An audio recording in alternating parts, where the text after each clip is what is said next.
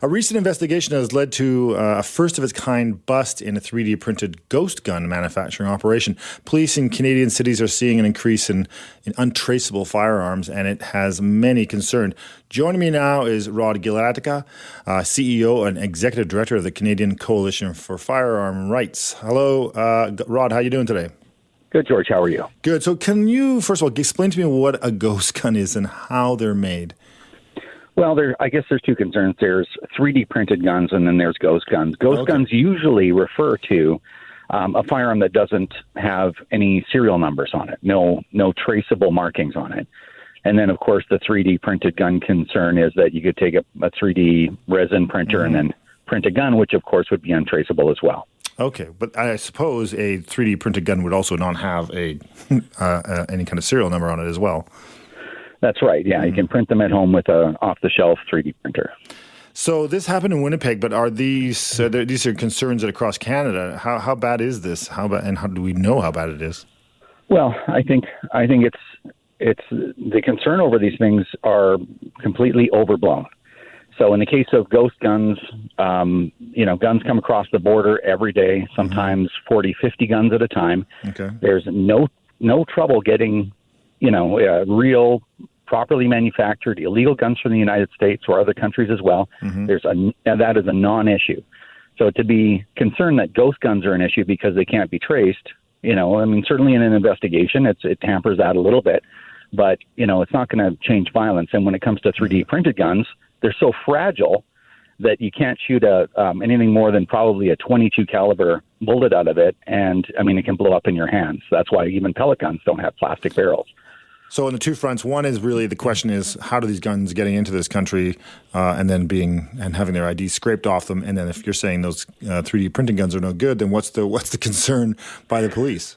Well, the real concern here, and the problem with all this talk about guns is it's a red herring, it's a distraction. The real problem that we're facing as Canadians is violence. We're facing a gang violence problem. We're facing an opiate crisis, which fuels violence as well. There's a lot of guns everywhere. In Canada, there's 20 million legally owned guns floating around, right, over the last, 80 years.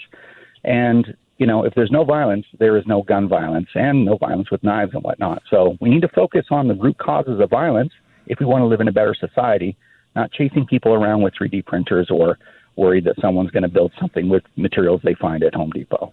So how do we deal with the violence then? Obviously, you are your organization is supportive of owning guns, your firearm rights. How do we deal with this challenge that we have where people are we're seeing an increase in crime with guns? Certainly in this province we are. Yes, we are. And what that's driven by is root causes. So if you're talking about urban violence, gang-related violence, you have to interdict youth when they're heading towards a gang lifestyle. You have to deal with drug addiction and drug flow into the country. If you're talking about rural violence, you have a lot of poverty out in these rural areas. You have also a lot of property crime. These are all root causes. If you deal with the root causes, then you don't have any violence, right? People need a reason to attack each other, and certainly drugs and socioeconomic disadvantages are the driver of these things. So if you really want to take it seriously, you really want to make Canada a better place, then it has to stop being political about chasing people like me around. Have never been a problem, and get down to root causes and make Canada better. Is your organization being harassed by the police? But it's for information? We absolutely are being harassed, right? There's a massive gun ban that affected almost 1 million firearms. This is where cities get to choose that new policy, or is that? Well, no, that's the gun ban that happened a year ago, last May 1st. Which for somebody like me, now I have 5 rifles that I have to sit in the house with, and I can't move them or shoot them or get compensated for them. And that's supposed to, stop gang violence here in Chilliwack, and that's supposed to stop gang violence in downtown Toronto. So of course it's absurd. So, and then the other thing about having mayors do gun bans, enact gun bans in municipalities, so that if you legally own a firearm and you're a licensed gun owner, you have to now leave Vancouver and sell your place and move somewhere. It's absurd. Well, you would put it in, I assume that the concept is you put it in some sort of warehouse situation, right? And you'd have to go visit your gun to use it. Well, this is the concept, but you're talking about billions of dollars if you're going to do that in a lot of large municipalities across the country. It's not really the problem. And again, here we are again talking about central storage for people that have a firearms license. Right. So right? That's a conflicting policy, I suppose you could argue, that you have your right to have the gun because you follow the rules and regulations that exist for that. But now you're telling just because you did that, you have to have. That rule only applies if you put your gun somewhere else. Well, of course, right. So making someone take their gun to central storage is not doing anything about the opiate crisis or the gang crisis, right? And again, and this is why I say I don't say that it's a distraction for self-interest. Certainly, I don't like to be targeted, by the government every 4 years. All gun owners, when there's an election, they tense up and they're like, okay, what's my life going to look like just because I own guns? I mean, this is aimed at the wrong people, and it's not making Canada a safer place. Well, yeah, but of course you get this argument all the time, and I'll let you respond to it. Is, well, in America they let them have guns way easier, and therefore they have more murders and killings with guns than they have here. And the whole argument, guns kill people, people kill guns, and all that whole people kill people. It's like, how do you, when you look at the math proportionally, how can you not agree with that? That's the case. Well, because it isn't the case. There are a lot of countries that have more guns per capita than Canada that have half of the firearm-related homicide and suicide rate. Which ones? The Czech Republic, Germany, Austria. There's a whole list of them. There's about 7 or 9, somewhere around there. I did those figures when I did a television show a little while ago, but there's about 9 other countries. And what's the difference? Those countries, they would have a better process for dealing with the issues that lead to criminal behavior. Is that what you'd probably argue? Well, yeah, and that is the interesting question, right? What is going on? Like in the Czech Republic, they have concealed carry there. As a citizen, you can concealed carry for the purpose of self-defense there, yet they have a lower firearm-related mortality rate there. So how does that make any sense? And there's a lot of examples like that. So where it all starts, to be honest with you, George, is for us to have an honest, mature discussion about these issues, and for the politicization and the demonization of licensed gun owners, who are people that have basically agreed to get a criminal record check every 24 hours for the rest of their life, right? That's a condition of licensing. Stop the demonization of these people and really figure out what our problems are and be honest about it. And that's where it all starts. That means you're asking for politicians to make decisions that won't impact anybody for a generation. And that's not helpful for their next election. Well, certainly dealing with root causes and dealing with violence in our society definitely takes more than 4 years. It's not glamorous work. It's not splashy. You can't just make an announcement, right? And that's why they've always gone after people with firearms licenses, because they know who we are. We're compliant people, all that stuff, right? And this has been going on for decades. And if people really want change, then they have to change the way that they're looking at this problem. Because if clamping down on licensed gun owners works, then we would have seen the results back in the early 90s when that first round of gun control started, right? It didn't go well. They kind of half did it, and then they gave up because it was getting so expensive. Well, no, you're talking specifically about the long gun registry, but everything else got implemented. Okay. Licensing, training, background checks every 24 hours, safe storage, transportation regulations, all that stuff has been in place for 30 years. And we didn't see a decline proportionate to the population. Is that what you're saying? Well, what we've seen is the up and down cycle of gang violence. So up to 2013, it was in decline. 2015 jumps up again, and it's stayed up. I don't, who knows why, but there's other factors, right?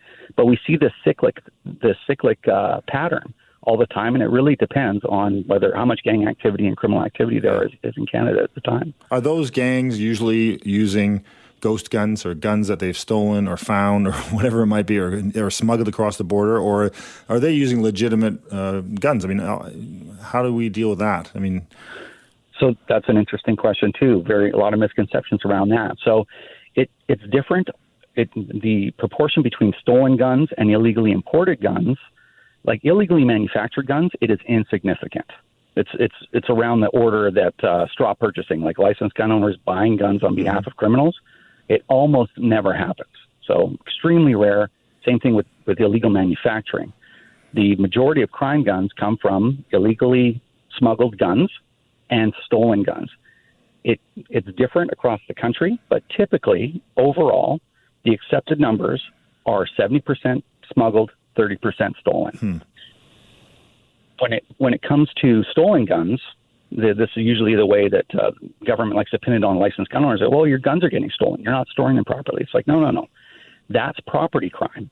And municipal leaders' inability to deal with their property crime problem, instead of dealing with that or taking accountability for that, they're like, oh, well, if you didn't own guns, those guns would never be stolen. Right. So the idea to make sure the property doesn't get stolen is for the government to steal it first or to make it illegal to possess is absurd, right? We're trying to run a free country here. Do they when somebody does break into a house and steal guns, and maybe they stole the jewelry as well? Do the police treat that process differently? Because I know that I've had my house broken into, and the police didn't even bother coming. They just like, welcome to downtown Vancouver. They just fill out your insurance forms. But if I had guns in my house, would they show up and go, let's look into this? Is there a difference to the process? Well, they may, but certainly they'll try to foist that crime onto you and make you responsible somehow for it. They'll be like, why well, did you have guns in your house? Why would you store your guns? Well, because I own them, and I'm following the law, because there's storage requirements that if you don't follow them, George, you are subject to up to 5 years in prison. Can you tell if people who own guns, who live in their homes with their guns, are being targeted for theft? Do you have that kind of data? Do the police have that kind of data? Well, they don't. They claim that they did for a while. It was not really the police, but it was the Trudeau government claimed that they had that data for a while, and then it was shown that they didn't actually have it, and they were making some extrapolations. Stats will tell you flat out they do not track that data. They don't have it. What about your sense, though? You know that you know a lot of gun owners. What's the word on the street with your buddies and all your friends who have guns? Do they feel like, hey, I feel like I'm being targeted, or is there more? I mean, I don't. When I talk to my friends who don't own guns, it's not like we're all talking about being robbed all the time. Are you guys always talking about getting broken into in your homes? No, I think when it comes to gun owners and their disposition about this whole thing, the worst nightmare for a gun owner is to know that your guns are in the hands of people that aren't licensed to own them. Like, that's terrifying for a gun owner, right? I mean, certainly for me, it would be something I would probably almost never get over if I found out that my guns were stolen and they were used to hurt somebody. So most gun owners exceed the law. They exceed the minimum requirement for storage. Some gun owners just do exactly what the law says. But certainly in our community, we're concerned about that kind of stuff. Are we targeted? I don't know. It could happen, I think. It'd be good to know, wouldn't it, if we had the data that they collected and made that public? Because then we'd be able to know when they bring up things like this, ghost guns and guns being 3D printed, and if there are people being targeted, then that would be a good argument for them to say, look, they are being targeted, so therefore we need to have places to put their guns because this is what's happening, and we need to stop it. Wouldn't that be a good argument to create a systemized location for gun storage? Well, then I guess the criminals would only have to go to one place to get thousands of guns, right? And that's been really the main argument against central storage. Right. I mean, making it easy for them. Yeah. All right, Rod, thanks very much for joining me. I appreciate your thoughts. Anytime. It's my pleasure.